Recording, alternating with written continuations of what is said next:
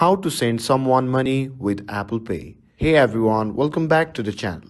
In today's video, I'll show you how you can send money to someone using Apple Pay on your iPhone. So without further ado, let's get started. But before you send money, you will want to ensure that you have enough funds in your Apple Cash account. To check your balance, simply open the Wallet app on your iPhone and tap on your Apple Cash card. Your balance will be displayed in the balance section. And if you need to add money, you can simply tap on the three dots in the upper right corner and select Add Money and follow the steps to transfer the required amount. Now next, open the Message app on your device and start a new conversation with the person you want to send money to, or open an existing chat. And in the message entry area, simply tap the plus icon on the left hand side to bring up a list of options.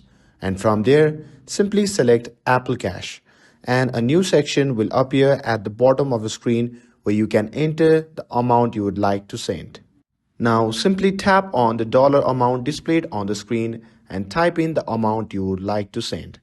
And then tap send and confirm the amount by tapping send again, and you will be prompted to verify your payment. So double click on the side button to confirm and complete the transaction.